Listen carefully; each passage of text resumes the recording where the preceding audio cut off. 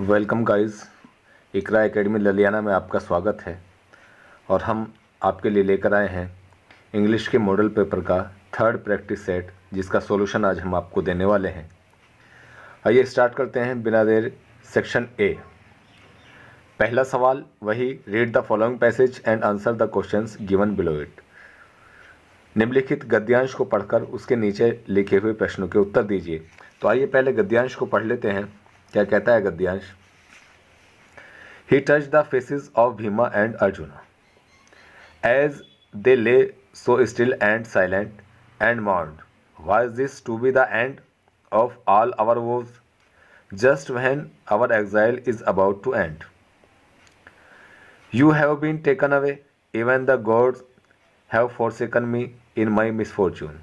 As he looked at their mighty limbs, now so helpless, he sadly wondered who could have been powerful enough to kill them. Then he too descended into the pool, drawn to the water by an overpowering thirst. At once the voice without form warned. इसमें पहला question है, who did touch the faces of Bhima and arjuna.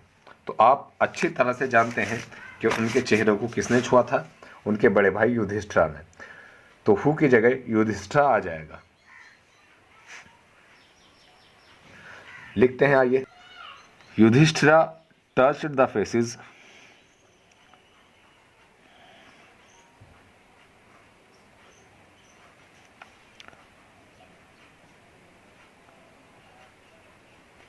of Bhima and Arjuna.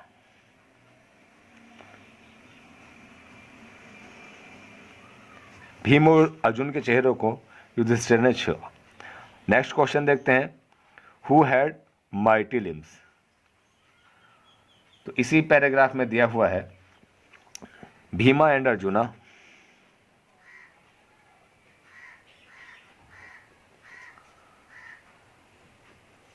Bhima and Arjuna had mighty limbs.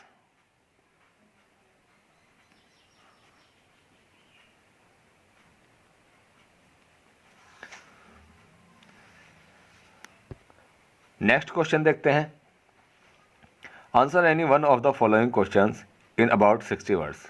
Answer उत्तर दीजिए any one, किसी एक of the following question निम्नलिखित प्रश्नों में से इन अबाउट 60 वर्ड्स, लगभग 60 शब्दों में। एक क्वेश्चन का आंसर देना है लगभग 60 शब्दों में। पहला क्वेश्चन है, how did hill storm affect Lencho's field. पहाड़ी तूफान ने किस तरह से प्रभावित किया लेंचो के खेतों को। What was his single hope, और उसकी अकेली इकलौती आशा उम्मीद क्या थी। नेक्स्ट है, in what way does Pandit Nehru desire, किस तरह से पंडित नेहरू ने इच्छा की हिज आशेज, अपनी अस्थियों को टू बी डिस्पोज ऑफ, उनका निवारण करने की। तो आइए देखते हैं, अब तक हम पहला क्वेश्चन देखते आए हैं, इस बार हम सेकंड क्वेश्चन इसका देखते हैं। तो आइए देखते हैं, Pandit Nehru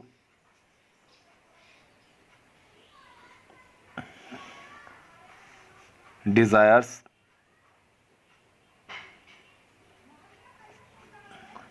to be done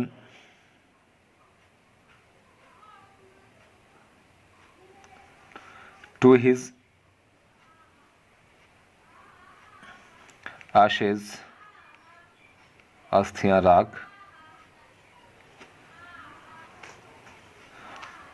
after his death,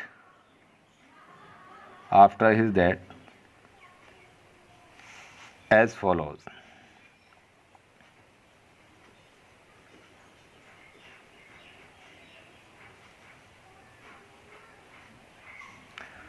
देखते हैं, नंबर 1, निम्नलिखित तरीके से उसने निवारण करने का इच्छा जाहिर की। If he dies in a foreign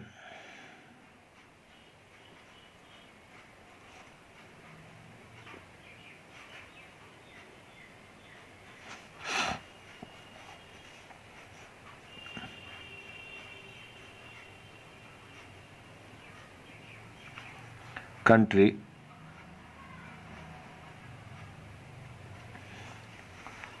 his body be cremated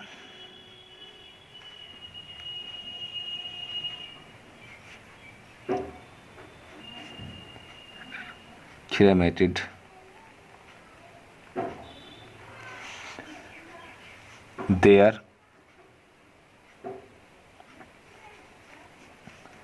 and his ashes sent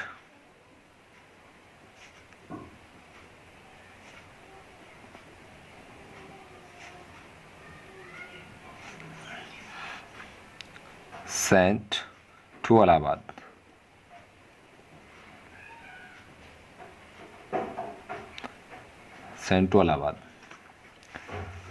second देखते हैं क्या थी. A small handful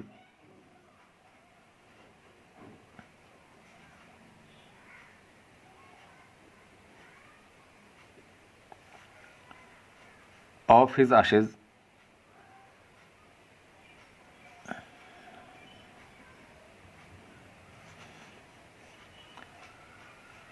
should be thrown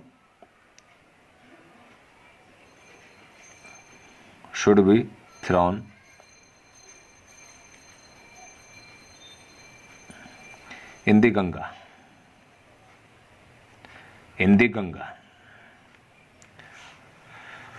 एक मुट्ठी भर उसके राख गंगा में फेंक दी जाए. तीसरा पॉइंट क्या है देखते हैं. The major portion of his Ashi's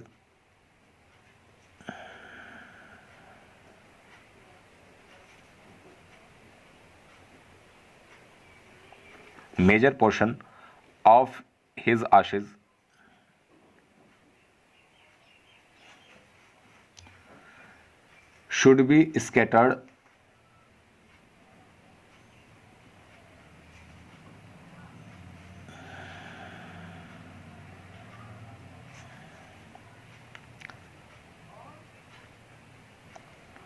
from an aeroplane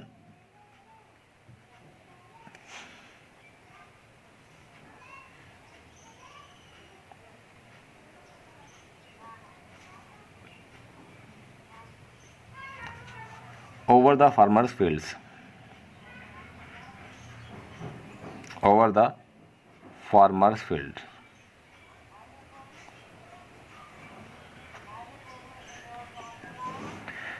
यानी एक बड़ा हिस्सा उसका हवाई जहाज के जरिए से किसानों के खेत में बिखेर दिया जाए. अगला पॉइंट और डाट देखते हैं.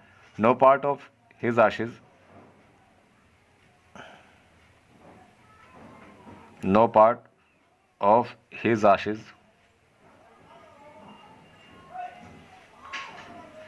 should be retained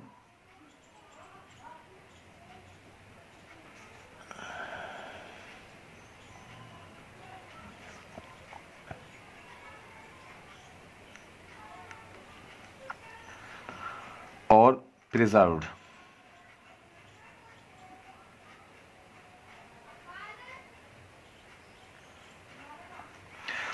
उसकी अस्थियों का, उसकी राख का कुछ भी हिस्सा बचाकर न रखा जाए. आइए नेक्स्ट क्वेश्चन देखते हैं. Answer any two of the following question. निम्नलिखित प्रश्नों में से किन्हीं दो के उत्तर दीजिए इन अबाउट 25 वर्ड्स ईच. प्रत्येक का लगभग 25 शब्दों में. इन तीनों क्वेश्चनों में से दो क्वेश्चन करने हैं. पहला है what did Ganga remind Nehru of. Ganga Nehru को क्या याद दिलाती है. दूसरा है why did Yama take the form of the यक्षा.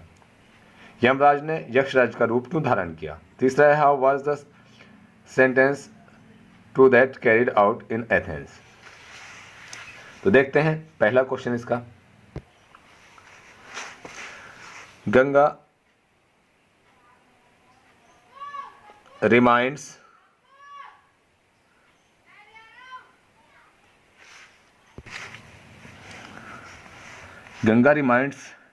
Nehru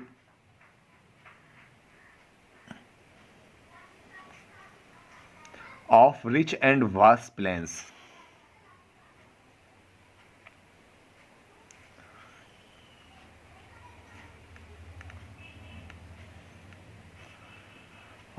and vast plains. Below where his life and work had been cast. Where his life and work where his life and work had been cast. Had been cast. आइए अगला question देखते हैं. Why did Yama take the form of the Yaksha? Yamraj ने यक्षराज का रूप धारण क्यों किया? तो आइए देखते हैं. यमराज ने यक्षराज का रूप इसलिए धारण किया क्योंकि वो युधिष्ठिर को देखना चाहता था और इसका इम्तहान लेना चाहता था. तो देखते हैं. यामा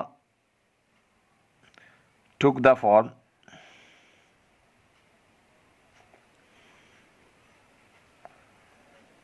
of Yaksha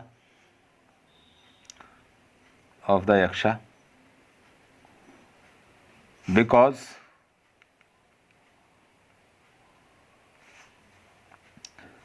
he wanted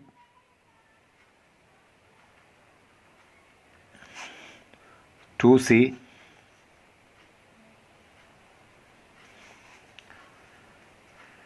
Yudhishthira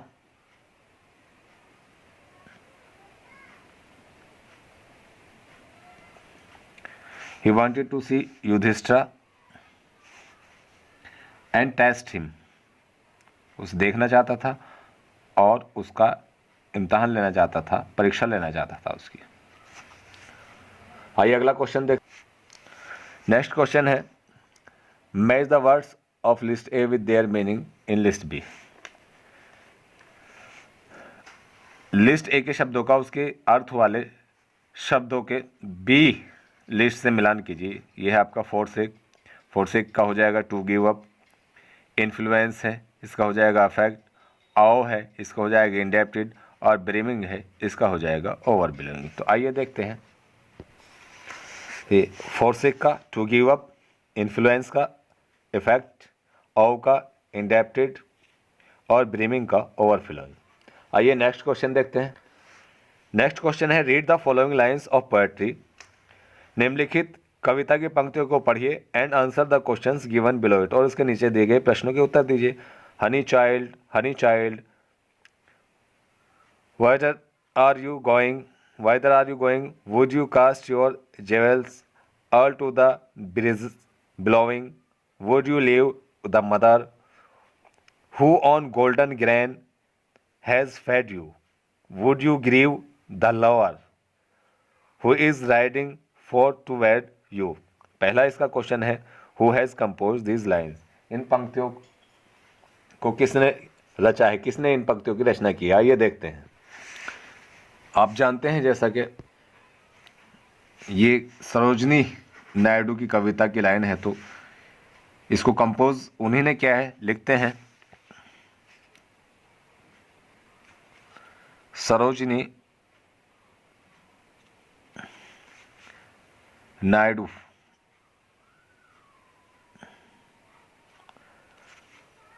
has composed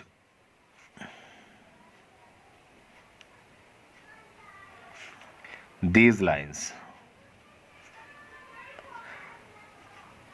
Sarojini Naidu has compose this. बस हु की जगह हमने सरोजनी नायडू यानी नाम लिख दिया. हु सवाल किया गया कौन, तो कौन के जवाब में आता सरोजनी नायडू. नेक्स्ट क्वेश्चन है who is the speaker in this stanza. इस पद्यांश में कहने वाला कौन है? तो इसमें जो भी कुछ कहा है माँ ने कहा है. तो देखते हैं. The mother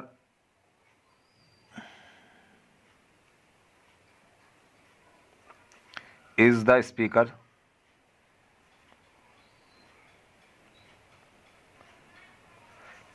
in this stanza.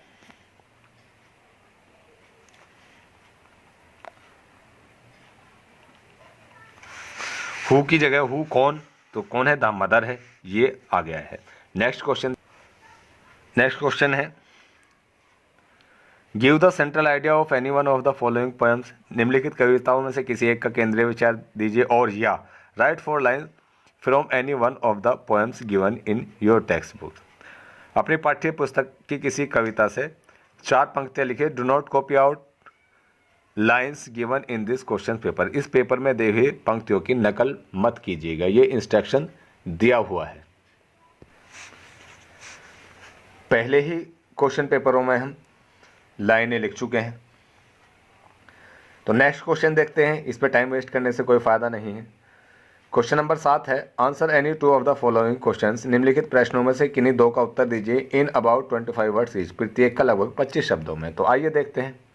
पहला क्वेश्चन है, why was Edison taken out of school. Edison को स्कूल से क्यों बाहर कर दिया गया। Why is Vikramaditya said to be the greatest जज इन हिस्ट्री। इतिहास में विक्रमादित्य को महान राजा क्यों, महान न्यायाधीश क्यों कहा जाता है। तीसरा है, in what way did Edison find his mother the best teacher. किस तरह से एडिसन को उसकी माँ में एक अच्छा अध्यापक प्राप्त हुई। पहले हम ऊपर के 2 करते थे, अब की बार नीचे के 2 कर रहे हैं। आइए देखते हैं। जगह कम है इसलिए मुझे यहीं से लिखना पड़ रहा है इसका answer. Vikramaditya loved justice and learning. वो सीखने से और न्याय करने से प्रेम करता था। ही गेव परफेक्ट जस्टिस। उसने पूरा न्याय दिया टू हिज पीपल, अपनी जनता को। He gave perfect justice to his people. It is said, इसलिए कहा जाता है ही वॉज द ग्रेटेस्ट जज इन हिस्ट्री, कि वो इतिहास का महान न्यायाधीश था। अगला क्वेश्चन देखते हैं, in what way the Edison find his mother the best teacher. आइए देखते हैं। Edison mother was patience enough to answer all his questions.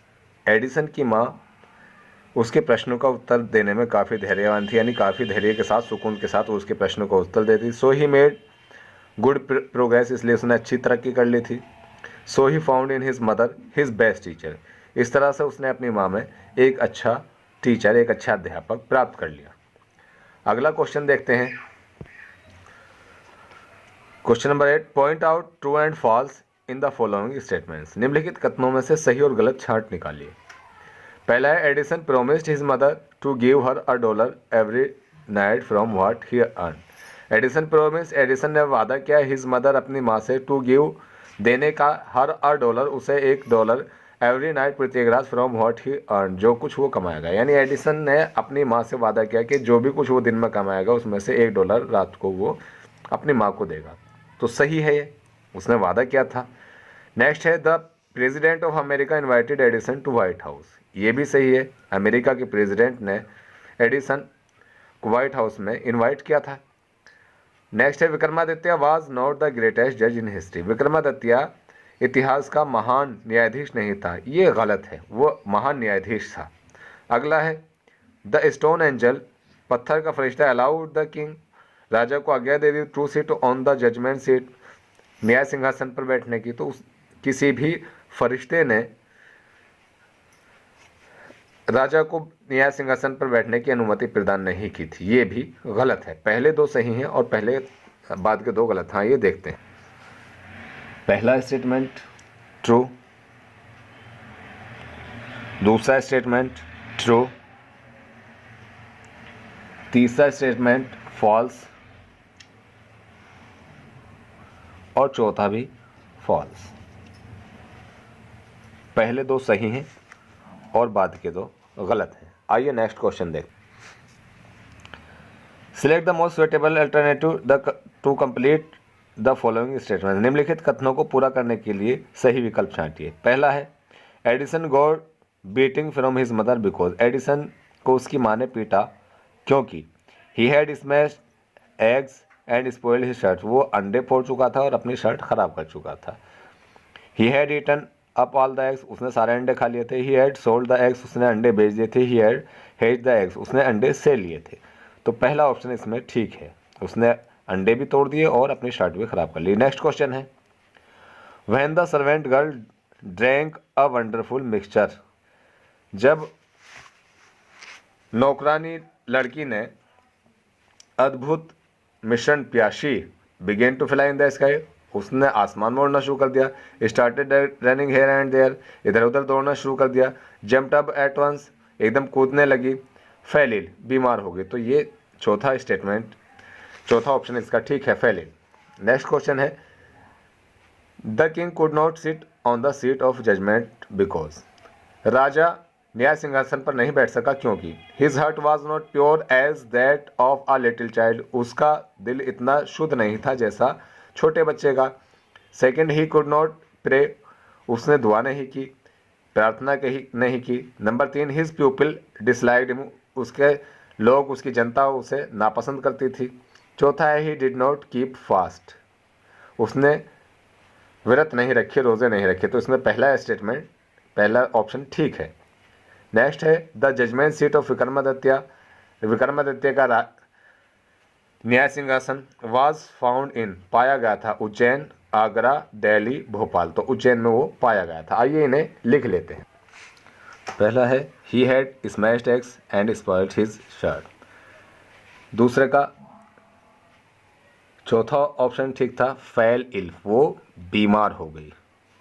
जब नौकरानी ने दवाई पी तो वो बीमार हो गई। तीसरा है, his heart was not pure, his heart was not pure, was not pure as that of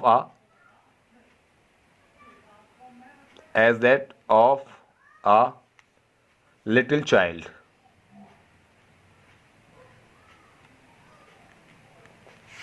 next है, the judgement seat of Vikramaditya was found in, इसका पहला ऑप्शन ठीक है, उज्जैन, उज्जैन में पाई गई थी, उज्जैन में मिली थी। ये आपका तीसरे प्रैक्टिस सेट का सेक्शन ए हमने पूरा कर लिया है। गाइस, आपको वीडियो पसंद आई हो तो चैनल को सब्सक्राइब कर लें और वीडियो को लाइक, शेयर और कमेंट ज़रूर कर दें। अपने दोस्तों को भी ये वीडियो शेयर कर दें ताकि वो भी बोर्ड एग्ज़ाम में इससे फ़ायदा उठा सके और अच्छे नंबर हासिल कर सकें। हमारी ईश्वर से प्रार्थना है, अल्लाह से दुआ है कि वो सभी बच्चों को अच्छे से अच्छे नंबर देकर पास करे, अच्छे से अच्छे नंबर प्राप्त करके सभी बच्चे पास आउट हो जाएं। देखते रहिए अपनी कामयाबी के लिए इकरा एकेडमी ललियाना।